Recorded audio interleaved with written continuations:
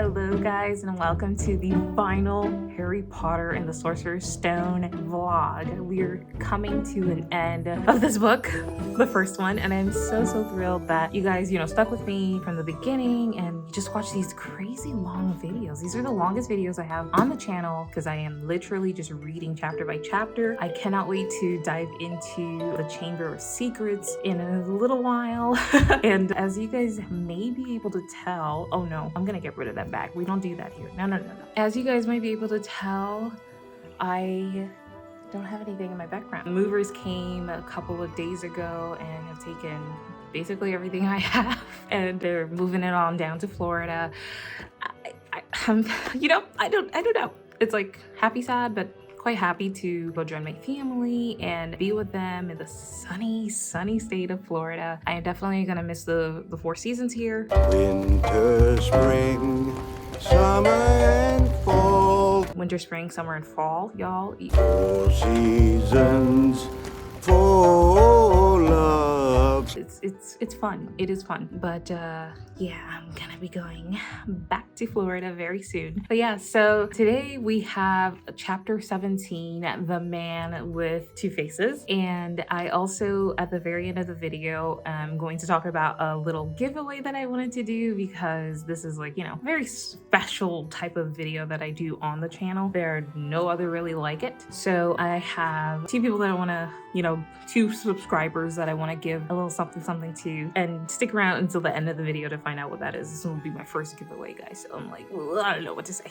But yes, today we're also going to bake what I would think is a rather difficult dessert. It is a black and white cookie that is supposed to be very tasty, and we'll definitely try that out together to see how we can make it. But yes, instead of me rambling on forever, I want to get started with the reading. So guys, I don't know if you guys can hear that music in the back. I literally only have this time to read. I don't have any other time, guys. Super quick, I work about 84 hours a week, 168 hours every 2 weeks, like truly really like 12 hours a day. And I try to find little gaps in my schedule to try to film these videos, of course, because they're a lot of fun and they're a hobby of mine, and I have fun, and I think a lot of people do appreciate them. But yes, guys, if you do hear some music, I really apologize about that because I kind of have no other choice. So let's get started. Yeah, guys, so because I don't really have any lamps or anything like that, I can't go into other rooms. This is like the best spot for me to film. I do feel a little bit exposed because, every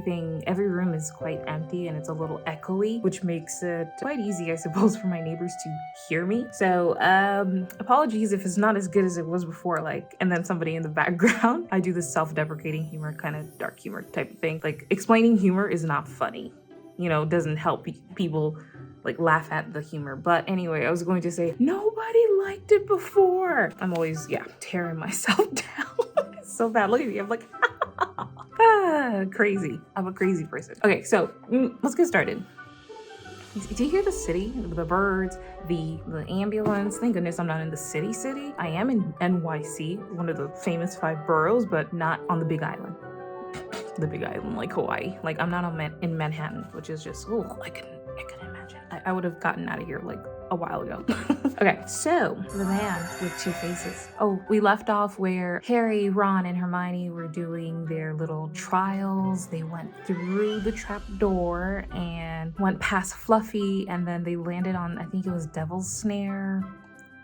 Tried to kill them, and Hermione, she's so smart and helpful, and she got them out of that entanglement. And then that just reminded me of Jada Pinkett Smith. Sorry. Just what else? And then after that, we played some wizard's chess, and we were kind of left where Ron got injured, and then Harry opens to the next level, I suppose, and then he's like, he was not expecting somebody. So the last thing it said was, there's already someone there, but it wasn't Snape. It wasn't even Voldemort. Oh my goodness. Okay, guys, I'm sorry. So The Man with Two Faces, chapter 17. It was Quirrell.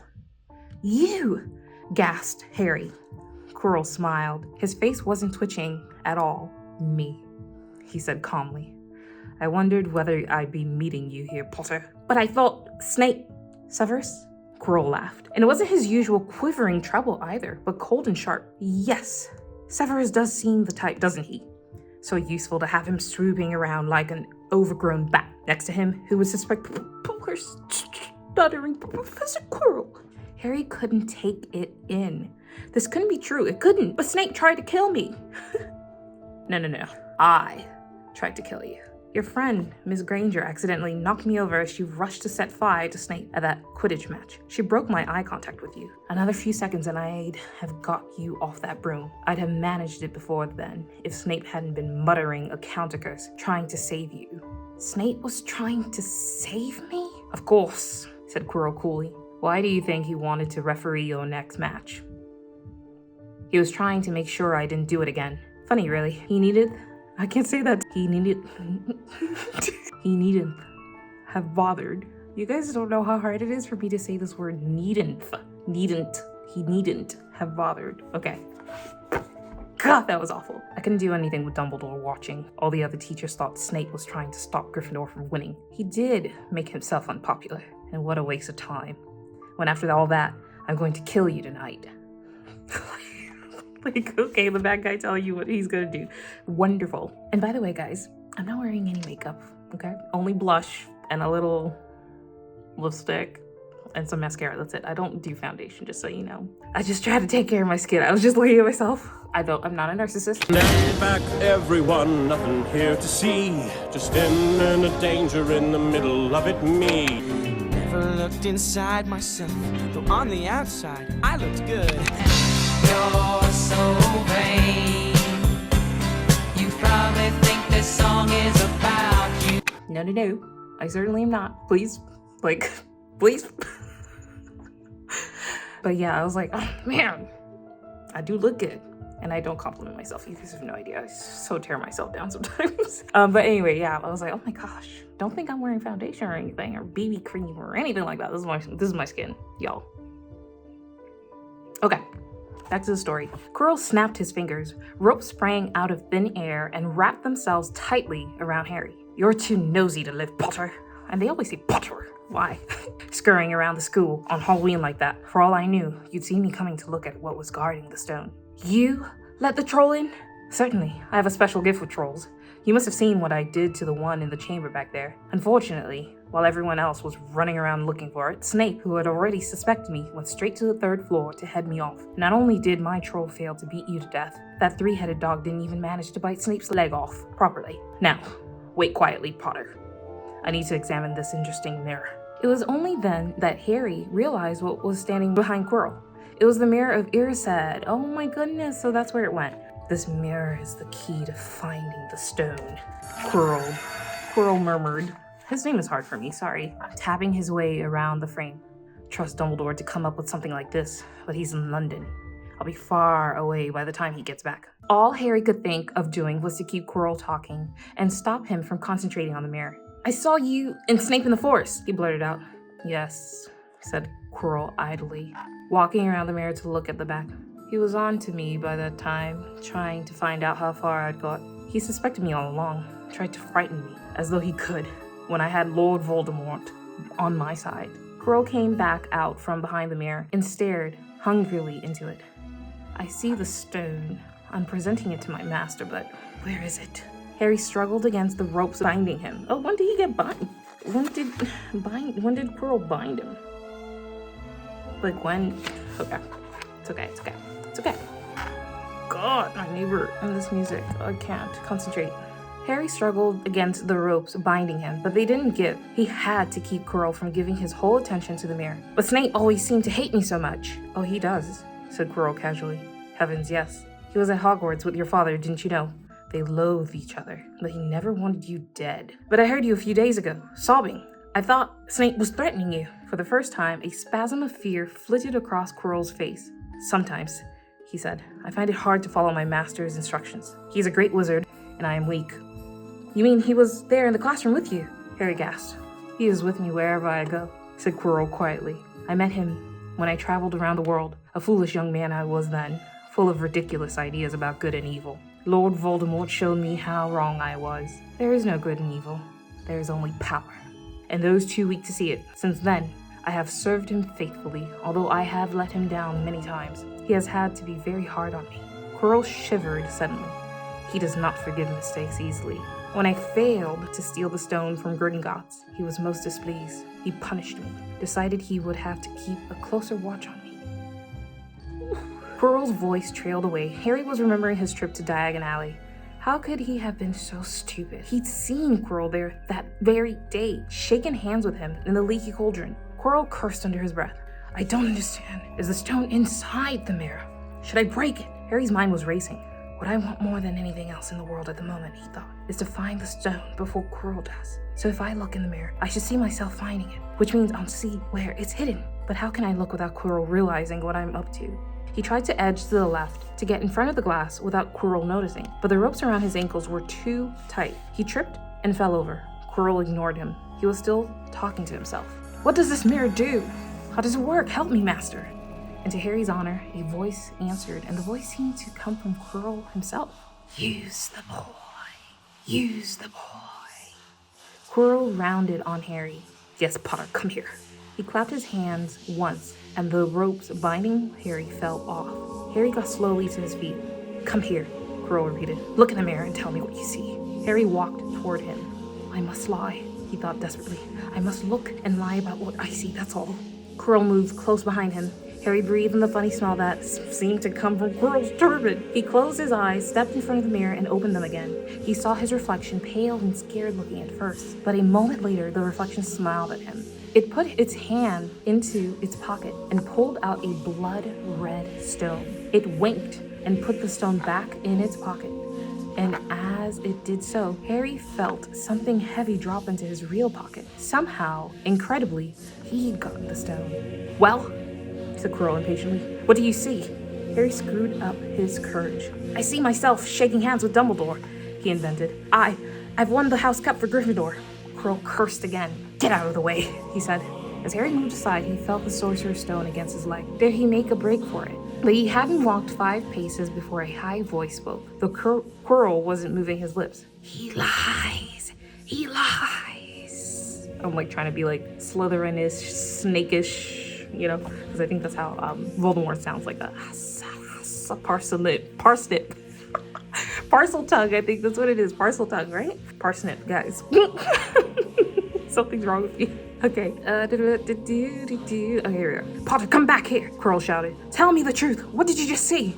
The high voice spoke again. Let me speak to him face to face. Master, you're not strong enough. I have strength enough for this. Harry felt as if Devil's Snare was rooting him to the spot. He couldn't move a muscle. Petrified, he watched as Quirrell reached up and began to unwrap his turban. What was going on? The turban fell away. Quirrell's head looked strangely small without it.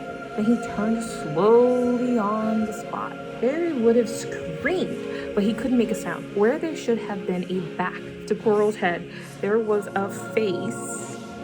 The most terrible face Harry had ever seen. It was chalk white with glaring red eyes and slits for nostrils like a snake. I have this little thing that I do that always makes babies smile. Aww. That's right, Harry Potter, it whispered. Harry tried to take a step backward, but his legs wouldn't move. See what I have become, the face said. Mere shadow and vapor. I have formed only what I can share, another's body. But there have always been those willing to let me into their hearts and minds. Unicorn blood has strengthened me. These past weeks, you saw faithful Quirrell drinking it for me in the forest. And once I have the elixir of life, I will be able to create a body of my own. Now, why don't you give me that stone in your pocket? So he knew. The feeling suddenly surged back into Harry's legs. He stumbled backward. Don't be a fool, snarled the face. Better save your own life and join me, or you'll meet the same end as your parents. They died begging me for mercy. Liar! Harry shouted suddenly. Quirrell was walking backward at him so that Voldemort... Oh my god! That is so... I know, this is a children's movie, if I'm being dramatic, but oh my god, can you imagine? He's looking backwards because his face, oh god, that's crazy. I just, did they do that in the movie? I don't think so, because if they did, all the kids in the movie theater would have wet their freaking pants. burns. Oh my god, that's so freaky. Okay. Oh my gosh, you have no idea. I get like spooked for just about anything. I can't do anything, guys. Ugh. Quirrell was walking backward at him so that Voldemort could still see him. The evil face was now smiling. How touching it is. I always value bravery. Yes, boy, your parents were brave. I killed your father first, and he put up a courageous fight. But your mother needn't have died. She was trying to protect you. Now give me the stone, unless you want her to have died in vain. Never! Harry sprang toward the flame door, but Voldemort screamed, "Seize him!" And the next second, Harry felt Quirrell's hand close on his wrist. At once, a needle-sharp pain seared across Harry's scar. His head felt as though it was about to split in two. He yelled, struggling with all his might, and to his surprise, Quirrell let go of him. The pain in his head lessened. He looked around wildly to see where Quirrell had gone, and saw him hunched in pain, looking at his fingers. They were blistering before his eyes. "Seize him! Seize him!" shrieked Voldemort again, and Quirrell lunged, knocking Harry clean off his feet, landing on top of him, both hands around Harry's neck. Harry's scar was almost blinding him with pain, yet he could see Quirrell howling in agony. "Master, I cannot hold him! My hands! My hands!" And Quirrell, though pinning Harry to the ground with his knees, let go of his neck and stared bewildered at his own palms. Harry could see they looked burned, raw, red, and shiny. "Then kill him, fool, and be done!" screeched Voldemort. Quirrell raised his hand to perform a deadly curse, but Harry, by instinct, reached up and grabbed Quirrell's face. I don't know how to do that. Quirrell rolled off him, his face blistering too, and then Harry knew Quirrell couldn't touch his bare skin, not without suffering terrible pain. His only chance was to keep hold of Quirrell, keep him in pain, in enough pain to stop him from doing a curse. Harry jumped to his feet, caught Quirrell by the arm, and hung on as tight as he could. Quirrell screamed and tried to throw Harry off. The pain in Harry's head was building. He couldn't see. He could only hear Quirrell's terrible shrieks and Voldemort's yells of him, "Kill him! Kill him!" And other voices, maybe in Harry's own head, crying, "Harry! Harry!" He felt Quirrell's arm wrenched from his grasp, knew all was lost, and fell into blackness. Down, down, down. Something gold was glinting just above him. The snitch! He tried to catch it, but his arms were too heavy. He blinked. It wasn't the snitch at all. It was a pair of glasses. How strange. He blinked again. The smiling face of Albus Dumbledore swam into view above him. "Good afternoon, Harry," said Dumbledore. Harry stared at him. Then he remembered, "Sir, the stone. It was Quirrell. He's got the stone. Sir, quick." "Calm yourself, dear boy. You're a little behind the times," said Dumbledore. "Quirrell does not have the stone." "Then who does, sir? Harry, please relax, or Madame Pomfrey will have me thrown out." Harry swallowed and looked around him. He realized he must be in the hospital wing. He was lying in bed. That was really quick. The scene. Harry swallowed and looked around him. He realized he must be in the hospital wing. He was lying in bed with white linen sheets, and next to him was a table piled high with what looked like half the candy shop. "Tokens from your friends and admirers," said Dumbledore, beaming. But you're a hero. "What happened down in the dungeons between you and Professor Quirrell is a complete secret, so naturally the whole school knows. I believe your friends, Mr. Fred and George Weasley, were responsible for trying to send you a toilet seat. No doubt they thought it would amuse you. Madame Pomfrey, however, felt it might not be very hygienic and confiscated it.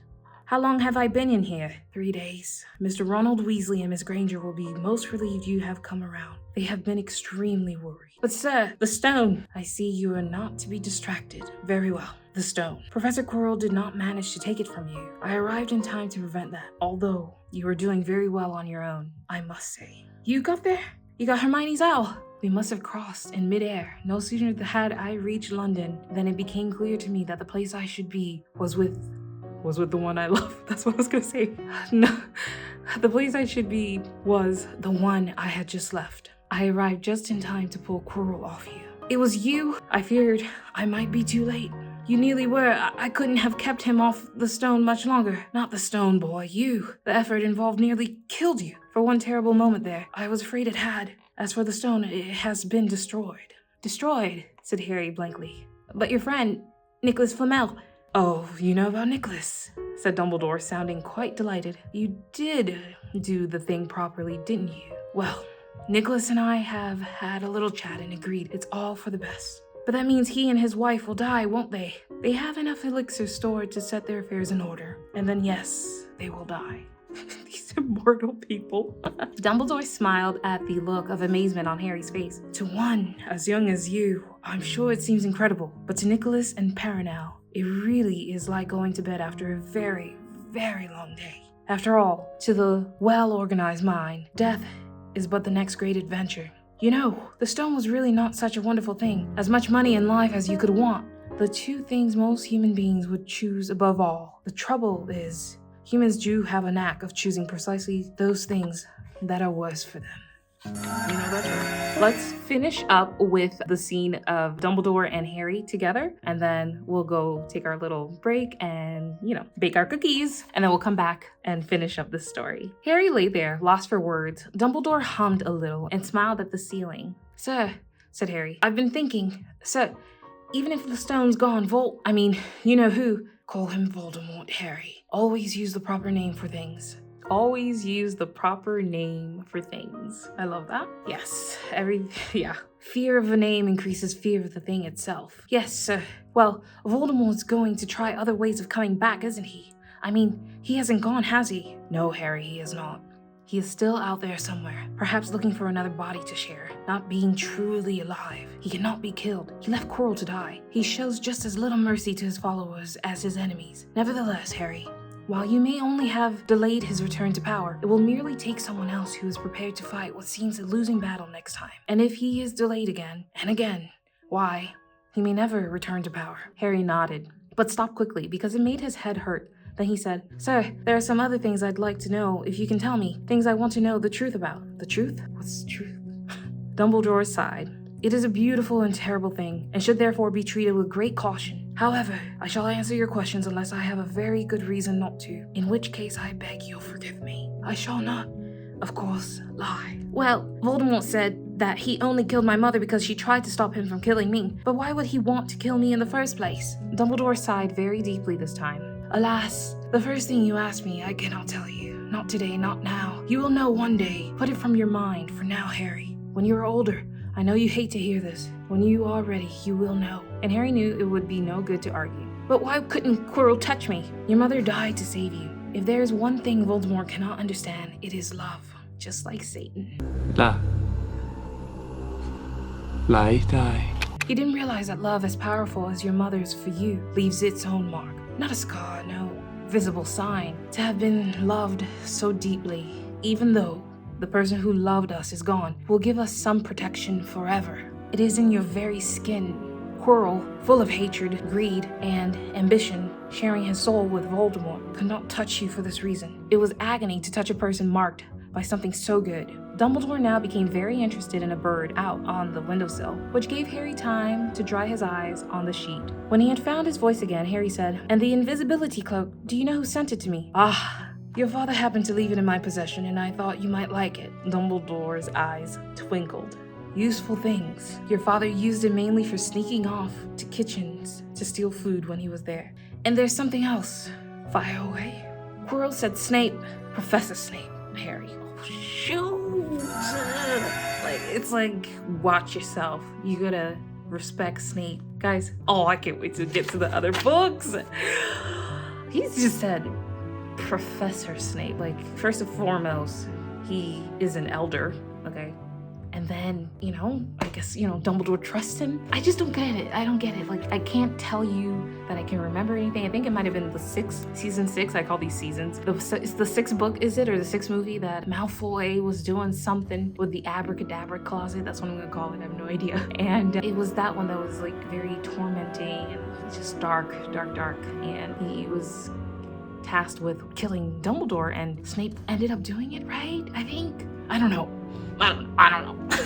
Okay. Yes, him. Quirrell said he hates me because he hated my father. Is that true? Well, they did rather detest each other, not unlike yourself and Mr. Malfoy. And then, your father did something Snape could never forgive. What? He saved his life. Your father did something Snape could never... So, Harry's dad, I forget his name, saved Snape? He faints. Okay, what? Yes. said Dumbledore dreamily. Funny the way people's minds work, isn't it? Professor Snape couldn't bear being in your father's debt. I do believe he worked so hard to protect you this year because he felt that would make him and your father even. Oh, okay. Then he could go back to hating your father's memory in peace.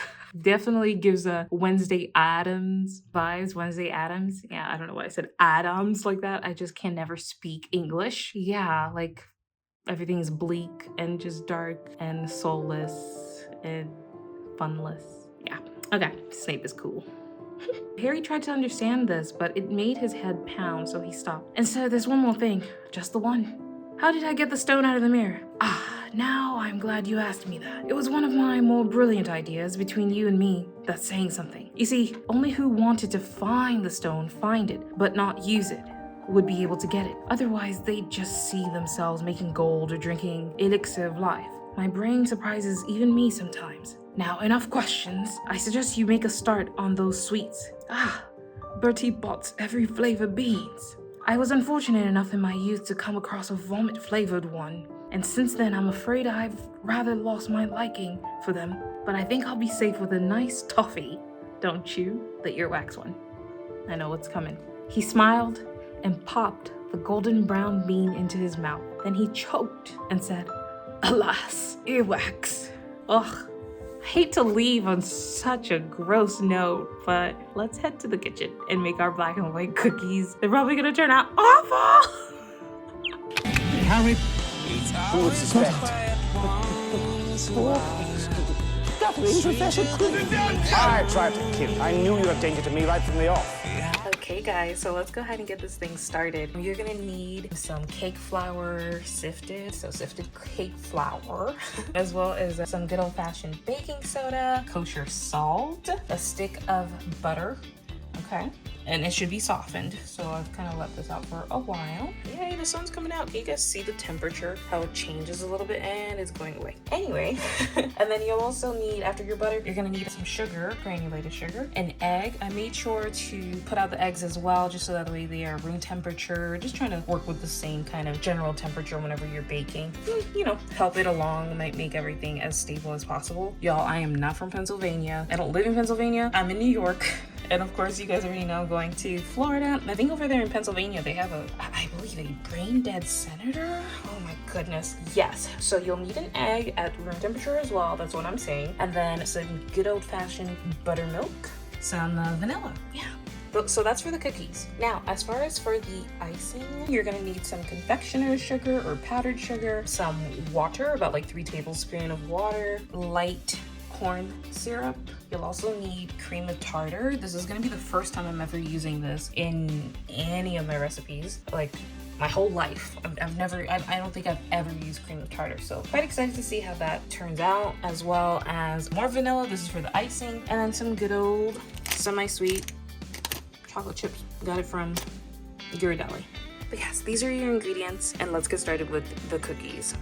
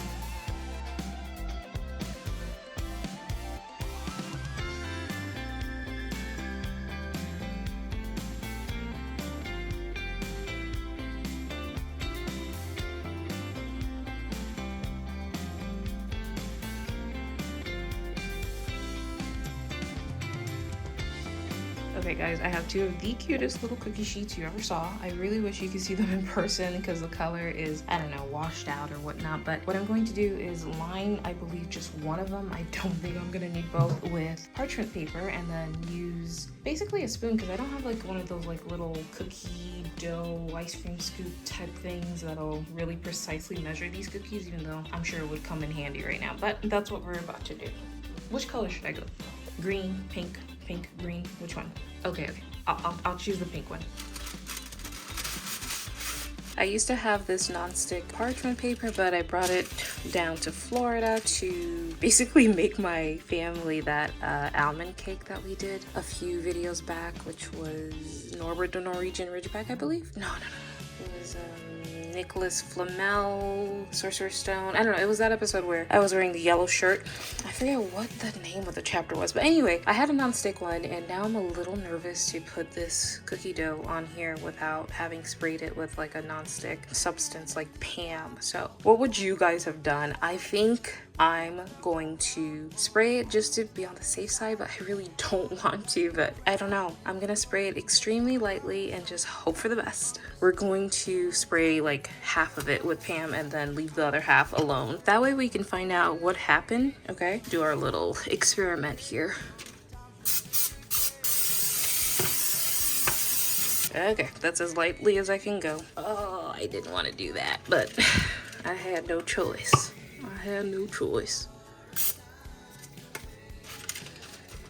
Okay, this is my ice cream scoop, so I don't really have anything that has that little mechanic, you know, function. You guys have seen them, but let's just try it out with this and see how it goes.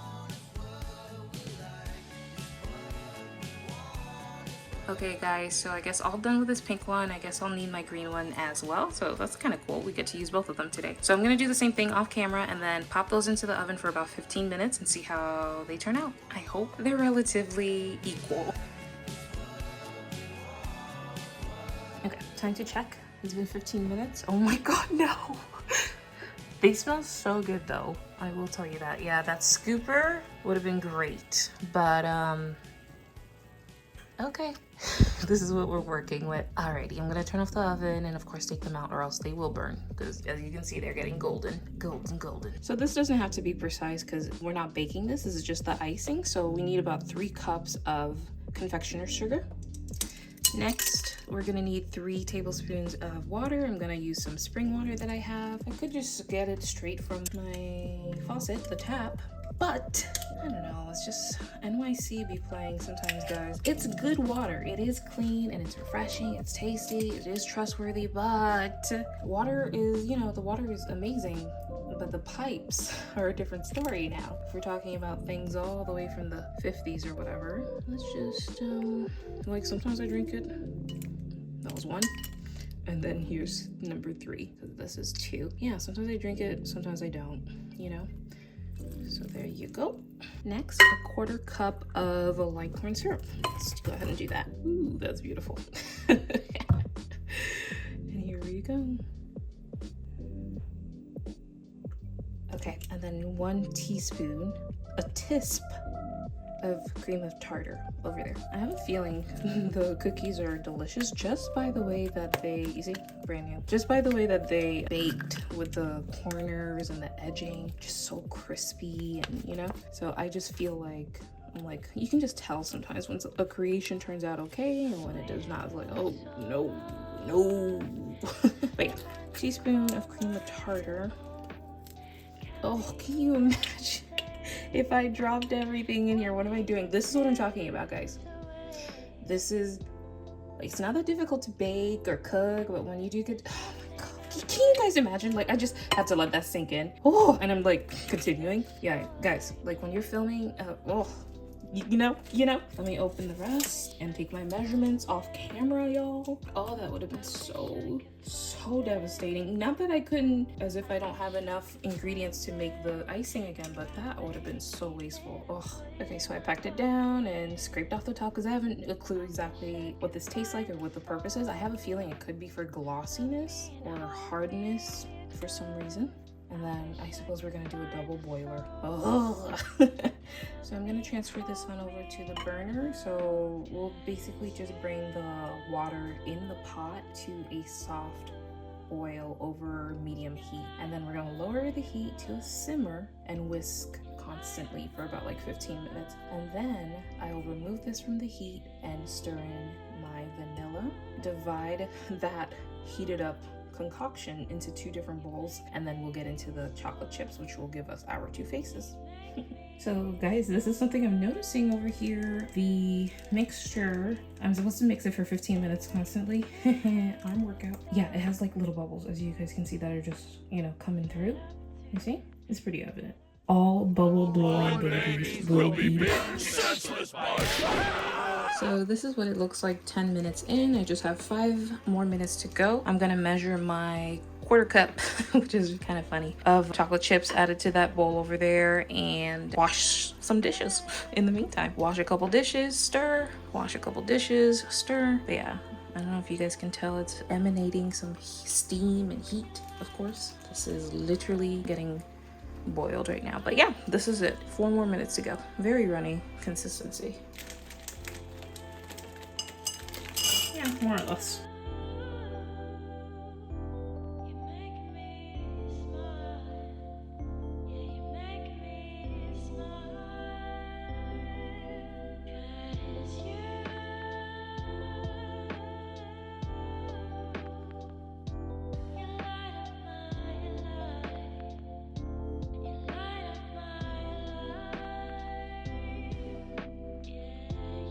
Okay, as you guys can see, this is extremely thick. They suggest you to add about half a tablespoon of boiling water to get it back to this runny consistency. So that's what I'm gonna do.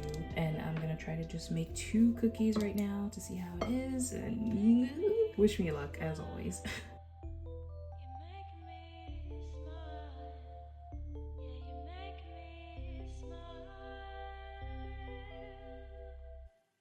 See me when you talk, I don't know what to say. I'm going. See me when I walk, I'm walking far away. I'm leaving.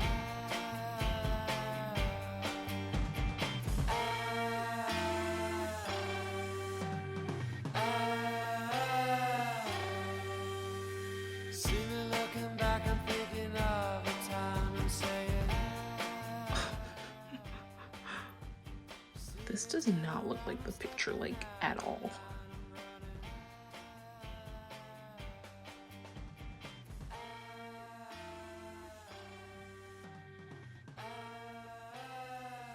Oh, this is hard. This one is a little bit like you have to be skilled to do this. Probably would have needed like a toothpick or something. Now, don't make fun of my cookies, y'all. This was my first attempt and first try, and it's literally gray outside, so I don't even have the sun to help make these look better. But yes, these are them. Yeah, that's it. I know what I would do different next time as far as trying to prepare them. For sure, you would need that ice cream scoop, and I think you need a piping bag. Yeah, they look better in person, I suppose. Be confident in my work. Okay, let me go to the window to try to get a little bit of light, because as I said, it's really overcast. You guys can kind of like tell, possibly. First time, this one's my favorite cookie, because obviously I was kind of getting better. So you have to like start slow, start small, and I think a piping bag would be incredibly helpful. So this was my first cookie, then my second one, and this one here. So it's like I'm getting, you know, closer and closer. Oh yeah, and I wanted to mention this one actually looks like a face. Please tell me you guys can see that. Can you guys see that? Like, tell me yes or no in the comment. Can you see the resemblance?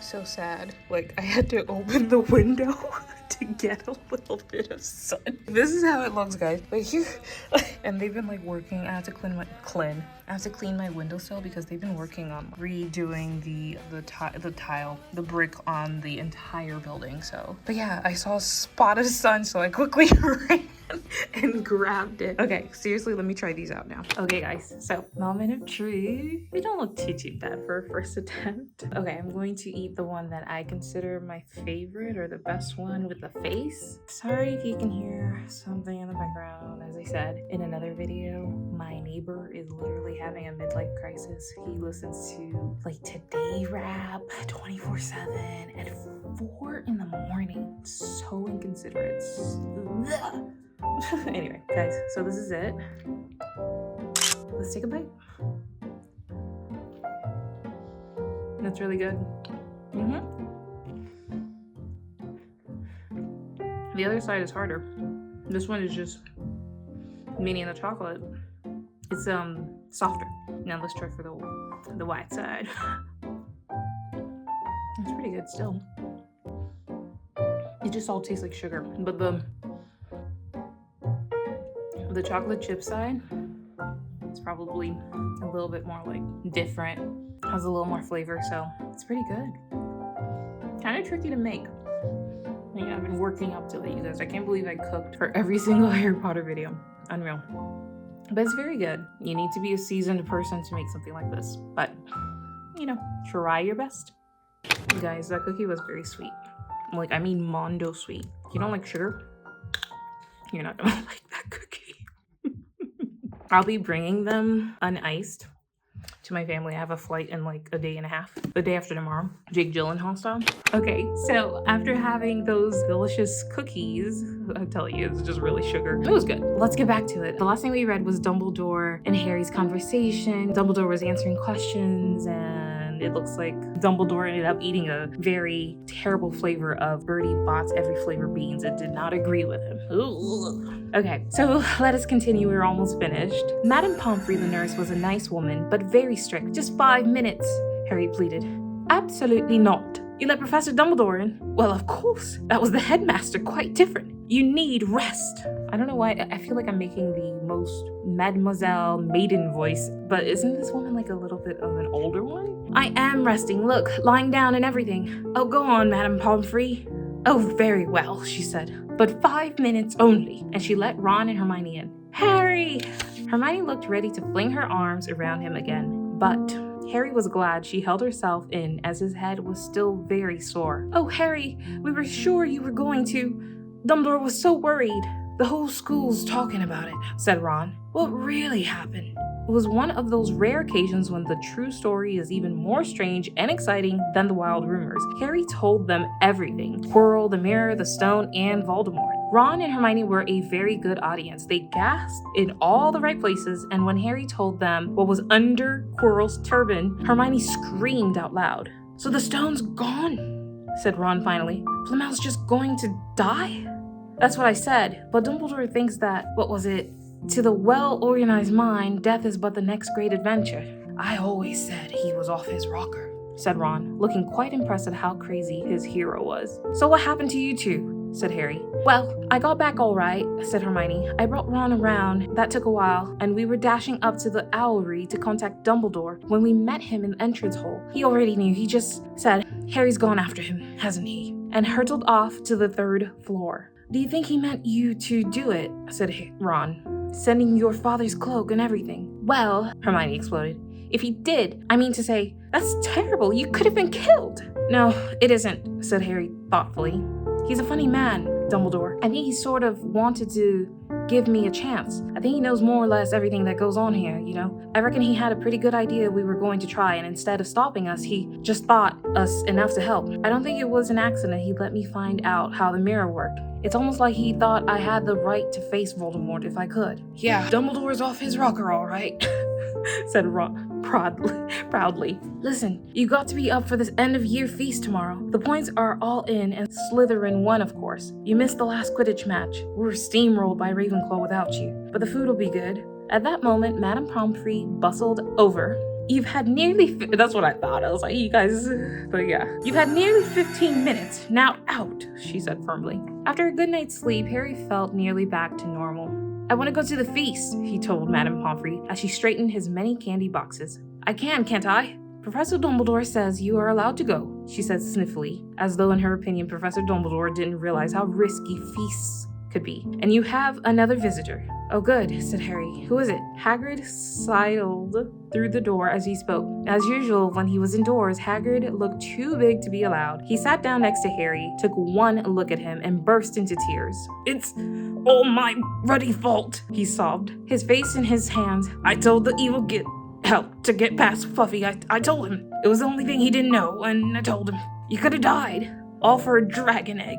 I'll never drink again. I should be chucked out and made to live as a muggle. Hagrid, said Harry, shocked to see Hagrid shaking with grief and remorse, great tears leaking down into his beard. Hagrid, he'd have found out somehow. This is Voldemort we're talking about. He'd have found out even if you hadn't told him. You could have died, sobbed Hagrid. And don't say the name. Voldemort!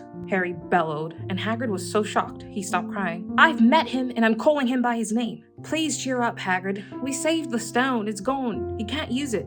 Have a chocolate frog. I've got loads. Hagrid wiped his nose on the back of his hand and said, That reminds me, I've got you a present. It's not a stoat sandwich, is it? Said Harry anxiously, and at last, Hagrid gave a weak chuckle. Nah, Dumbledore gave me the day off yesterday to fix it. Of course, he should have sacked me instead. Anyway, got you this. It seemed to be a handsome leather-covered book. Harry opened it curiously. It was full of wizard photographs, smiling and waving at him. From every page were his mother and father. So what's his dad's name again? I don't know. I can't remember. Sent owls off to all your parents' old school friends, asking for photos. You didn't have any. Do you like it? Harry couldn't speak. He doesn't seem to know. But Hagrid understood.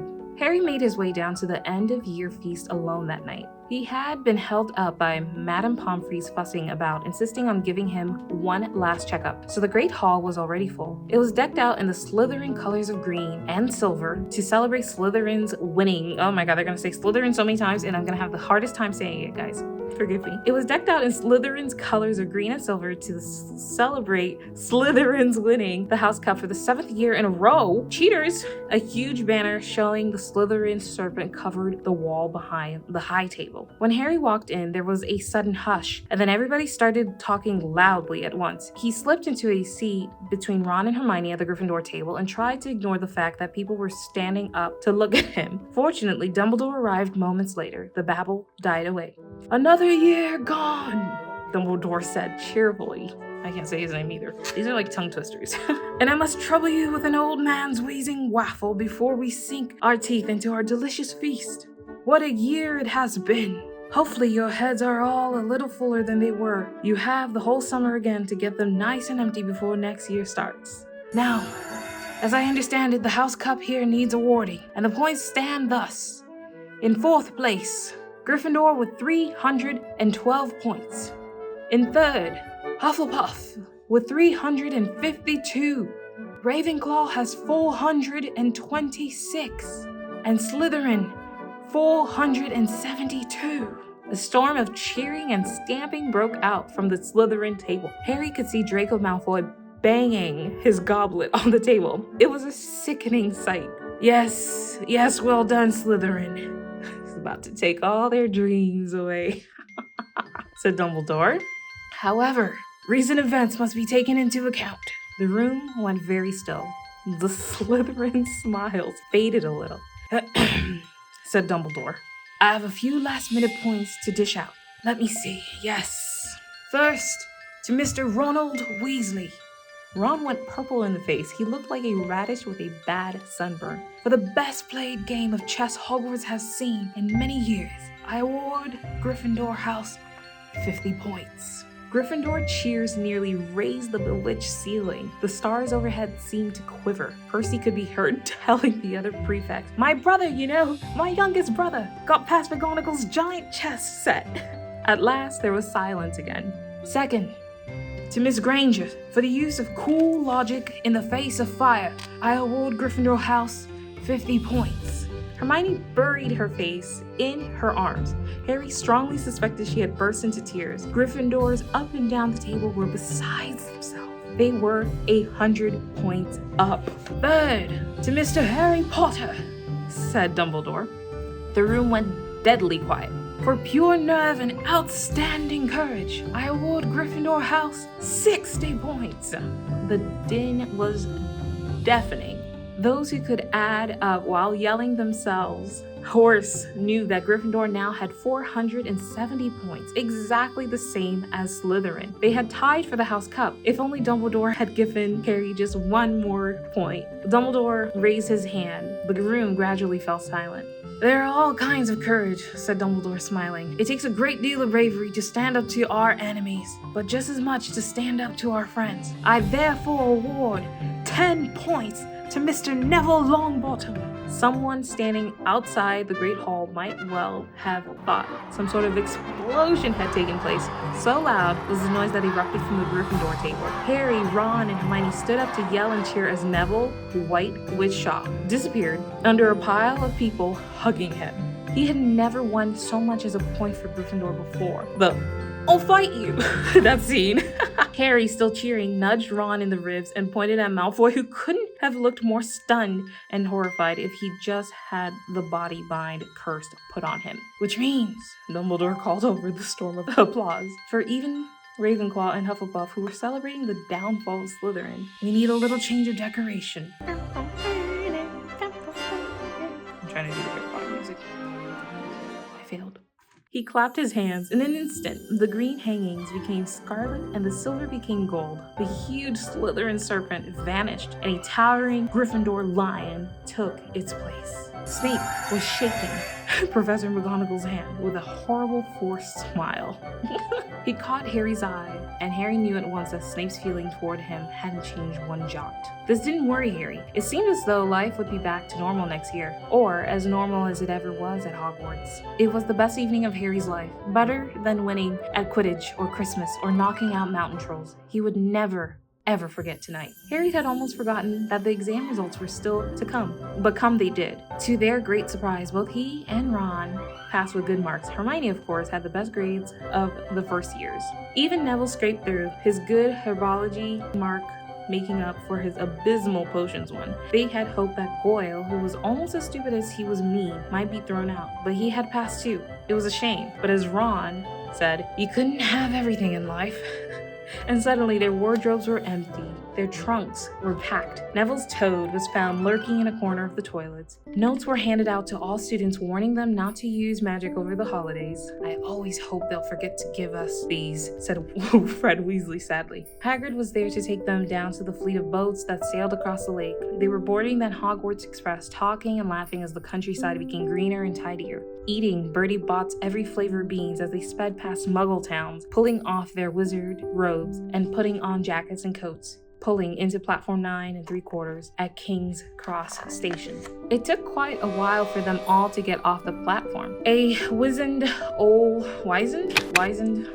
guard was up by the ticket barrier, letting them go through the gate in 2s and 3s so they didn't attract attention by all bursting out of a solid wall at once and alarming the Muggles. "You must come and stay this summer," said Ron. "Both of you." "I'll send you an owl." "Thanks," said Harry. "I'll need something to look forward to." People jostled them as they moved forward toward the gate, back to the Muggle world. Some of them called, "Bye, Harry." "See you, Potter." "Still famous," said Ron, grinning at him. "Not where I'm going, I promise you," said Harry. He, Ron, and Hermione passed through the gateway together. "There he is, Mom, there he is, look." It was Ginny Weasley, Ron's younger sister, but she wasn't pointing at Ron. "Harry Potter," she squealed. "Look, Mom, I can't see." "Be quiet, Ginny. It's rude to point." Mrs. Weasley smiled down at them. "Busy year," she said. "Very," said Harry. "Thanks for the fudge and the sweater, Mrs. Weasley." "Oh, it was nothing, dear." Probably had something bewitched making it for her. "Ready, are you?" It was Uncle Vernon, still purple-faced, still mustached, still looking furious at the nerve of Harry carrying an owl in a cage in a station full of ordinary people. Behind him stood Aunt Petunia and Dudley, looking terrified at the very sight of Harry. "You must be Harry's family," said Mrs. Weasley. "In a manner of speaking," said Uncle Vernon. "Hurry up, boy. We haven't got all day." he walked away. God, it's like, it just reminds me of like, yeah, Monster-in-Law. I don't know if you guys know that movie, but it's just like the first 15 minutes of this movie were so idyllic and peaceful and just fun. And then you just forget that there's this antagonizing, terrible person, which is the mother-in-law to be. And oh my God, it just kind of like smacks you into like, oh yeah, these people are problematic, meaning the Vernons, the Dudleys. Ugh. Harry hung back for a last word with Ron and Hermione. See you over the summer then. Hope you have a good holiday, said Hermione, looking uncertainly after Uncle Vernon, shocked that anyone could be so unpleasant. Oh, I will, said Harry, and they were surprised at the grin that was spreading over his face. They don't know we're not allowed to use magic at home. I'm going to have a lot of fun with Dudley this summer. Boom, boom, boom. End credits? Is there anything else? Like, yeah, like 6 more books. It's done, guys. I did it. Yeah, like, okay, yeah. You read a children's book? It is like over a year. It took you over a year. No, it didn't. Anybody else want to scrap with the champs? Guys, yeah. Oh my God, I almost killed myself. Harry Potter and the Sorcerer's Stone has been officially completed. I'm so happy. Wonderful, wonderful book. 5 out of 5. Been waiting to reread this. Now it really begins. Chamber of Secrets? I know nothing of it. I haven't read a stitch of that book. So I can't wait to jump right into that. We'll be baking and cooking and doing the same kind of format, but we'll be in Florida. I'm so happy to share this with you guys. Now let's talk about that giveaway. So I am going to be giving away 2 copies, whatever copy you want, honestly. There's going to be, I believe, the Harry Potter illustrated version. That book is really beautiful. It's so big and like it's worth every dime. And then I have the Harry Potter Mina Lima version. So, you know, if you are selected, if you're chosen, you let me know what you want and message me via Instagram, or you can email me. I'll drop my email down below in the description box and I will pick the winners as soon as possible. I don't know how this process will go, so, you know, bear with me. We're gonna have 2 people, 2 winners. So what do you need to do, guys? Of course, like the video and be publicly subscribed. I need to see that you guys actually have Atlasinajar under your subscription. And then also leave me a comment and like just leave me a comment about the video and what you thought about the whole series, and just like, you know, just a fun comment, whatever you guys want, of course. Plus, you also have to leave me your house, meaning your Hogwarts house, okay? You have to leave me your Hogwarts house, whether you are Hufflepuff, Ravenclaw, Gryffindor, or Slytherin, okay? And that's basically it. So publicly subscribe to me, give a like to the video, and leave me that comment, and I will pick the people. I'll make the people. Thank you so much for spending the time with me and for patiently waiting for these videos to come out, because I know they have been spread out so far. But yeah, I hope you guys enjoyed the video and I will see you soon. Bye.